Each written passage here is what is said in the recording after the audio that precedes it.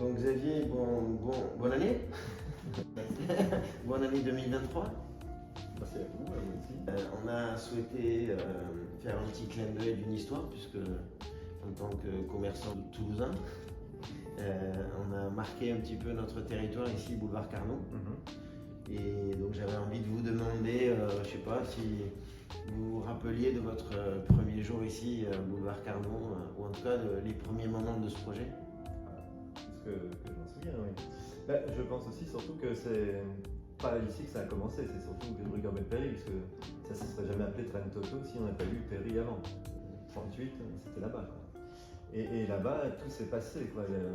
Ça a été après une suite, mais les premières soirées, les premières expos, la philosophie de la marque, tout s'est fait à rue Gambetta-Perry pendant un an. Et quand on est venu ici et qu'on a présenté ce lieu qui était vraiment improbable, jamais je pensais qu'un jour on serait 20 ans après en train de parler de ce projet, parce que je ne pensais pas que ça aurait pu marcher à ce point. Parce que lorsqu'on est arrivé, c'était un garage automobile, vous vous souvenez, des années 50, dans son jus. Impossible d'imaginer un magasin de luxe dans un lieu tel que celui-là. Vous vous rappelez le premier jour quand on est rentré dans le local, j'ai dit on va avoir un local, vous vous rappelez? Absolument, oui, la porte de garage à l'entrée qu'on a ouvert, la fosse pour la vidange, le pont pour les réparations, c'était incroyable. Et notre petit séjour en Italie pour aller s'inspirer à l'époque avec Laurent Hirsch. Ouais, avec les portes de chez Prada qui s'ouvraient sur 4 mètres de haut. Ah oui, c'est exceptionnel. Et parce que bon, on est obligé de le faire un peu en accéléré, mais ces travaux que vous aviez gérés, c'est vous qui aviez géré tous les travaux. Oui, 3 corps de métier, 3 devis par corps de métier. Absolument, oui. Avec des écarts étonnants qu'on retrouve encore aujourd'hui. Mais effectivement, ça a fait des belles rencontres déjà sur le chantier avec Laurent Hirsch, avec tous les artisans avec qui on est resté en relation. Et puis surtout BD qui est venu mettre sa touche finale et qui a inversé tout le projet, puisque on avait prévu l'inverse, blanc et noir, et c'est devenu noir et blanc. Quoi. Ouais, cette hauteur marquée à 2,80 m. Oui, en plus, ouais, c'est vrai. Et l'organisation, alors vous aviez fait le chantier, vous aviez aussi organisé la soirée, puisqu'on avait un gros challenge. C'était dire aux Toulousains, venez nous rencontrer, boulevard Carnot. Et dès le premier jour, parce que c'est vrai qu'il y a eu un monde ce soir-là incroyable, le magasin on n'était que 2 garçons, et c'est vrai que le magasin était très masculin. C'était un peu pas le reproche, mais c'était notre constat en tout cas à tous les deux. Et je me souviens qu'on avait fait appel du coup à Sophie Vassal pour une fainéance qui était très masculine. Et uniquement BV italien, on a travaillé au départ qu'avec une seule marque. On avait aussi sollicité Guy Bizeno, Paul Bakis, un grand moment aussi. Cette douche géante qui a marché qu'au dernier moment. En plus, grâce à Majid. C'est vrai. Mais vraiment une belle expérience. Et tu as évolué sur le local, puisque petit à petit, il y avait Madame Peton aussi qui avait... Ah, c'est en 2010. Voilà. Ouais. 10 ans après, enfin 7 ans après. Une deuxième vie au magasin. Il y a eu l'essoufflement de 2008, avec la crise qui nous avait vraiment pénalisé. Puisque de 2003 à 2008, justement, on était quand même le premier vendeur français, après Paris, évidemment, de BB italien avec ça. Alors la particularité de ce local, c'est qu'on on a une lumière en fait zénitale. Et donc on disait quoi en fait aux clients? Qu'ils ne pourraient pas... C'est la lumière naturelle, du coup le mobilier était mis en scène et mis en valeur mieux qu'avec des lumières synthétiques. Quoi. Ils voyaient les vrais bois, les vrais tissus. Et humainement, vous, quand vous voyez ce lieu qu'on va quitter, puisqu'on est dans l'opération Arrivederci, donc à partir de mercredi, jeudi, vendredi, samedi, le 10, 11, 12, 13, j'ai pas bien bûché, mais je pense que c'est ça, janvier.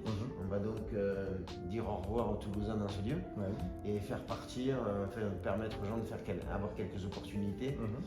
C'est pas comme ça qu'on l'a mené le truc, c'était pas des opportunités de prix, c'était des opportunités d'idées et de déco. Et uniquement, et design. C'était la passion, l'élégance et le design, effectivement, l'amour du design qu'on avait tous les deux, parce que c'était quand même le moteur. Tous les voyages qu'on a fait chaque année, moi je pensais à une chose cette nuit-là quand je réfléchissais à cette conversation, c'est que le 25 décembre pour nous c'était pas Noël, Noël pour nous c'était le 1er mars. C'est quand on recevait une nouvelle expo, qu'on ouvrait les cartons, c'était des cadeaux. Et pareil, les grandes vacances, c'était pas en août, c'était au mois d'avril, quand on partait à Milan, en voiture tous les deux, qu'on s'arrêtait à Menton ou à Nice. Et là, c'était merveilleux. C'est vrai qu'on a. En plus, cette expérience de 20 ans, c'est tous les hommes, quoi. C'est que tous les gens qu'on a rencontrés, les Gavazzi, les Busnelli, enfin des gens incroyables qui nous ont tirés vers le haut, parce qu'on se formait beaucoup avec eux. Et les clients aussi, qui ont été. Pendant 20 ans, on a eu une clientèle qui était incroyable. Parfois, des gens disent à Toulouse, il ne se passe pas grand-chose. Ben nous, on peut dire que les Toulousains, en tout cas, ont toujours suivi, quoi. Ah oui, oui. Et l'histoire de ce magasin qui se termine, moi je pense que c'est une histoire d'amour qui est finie entre nous, enfin pas entre nous, mais entre nous, avec ce magasin, et que la nouvelle histoire là, qui se passe à Toulouse. Ce magasin était voué à s'épuiser, parce qu'effectivement on avait tourné, on avait fait tout ce qu'on pouvait pour que ça marche, et in fine on a compris que le nouveau concept c'était ça l'avenir. Concept store, créer de la oisiveté, de la visite spontanée. Exactement. Créer une émotion. Oui, ce qui nous avait pénalisé ici, c'était la fréquentation qui diminuait de plus en plus. Et vous, avec votre idée de concept store, vous avez remué le truc et inversé la tendance. En tout cas, si on doit dire un mot de cette histoire des 20 ans, si on devait dire une phrase, qu'est-ce que je re-signe tout de suite. Ouais. Parce que moi, je venais ici, c'était ma deuxième maison. J'ai jamais eu l'impression de travailler. Ça fait 20 ans que je suis pas en vacances, mais en tout cas que je prends du plaisir tous les jours. Ah oui, ça c'est certain. Le génie des lieux et des gens. Oui. Bon, on en a eu d'autres, hein. Boulevard de la Gare et Numéro Ouest, c'était quand même aussi des lieux incroyables. Hein. Alfa Romeo, Boulevard de la Gare. Bofi, c'était incroyable aussi. Maintenant, Kent, la belle, oui. la belle ferme. Ah oui, complètement différent de ce qu'on avait fait. Le garage à l'Isle-Jourdain. Bravo pour ce témoignage et bravo pour ce parcours de 20 ans, parce que là, ceux qui ont dû regarder jusqu'au bout doivent se dire quelle chance ils ont. Et moi, je vais dire que j'ai de la chance de vous avoir rencontré pour mener ce projet à bien. Et comme j'espère qu'on n'est pas encore trop vieux, on va encore faire quelques exploits, quelques événements, parce que les Toulousains sont toujours là, je pense, pour accepter la surprise, le design et aussi le sérieux.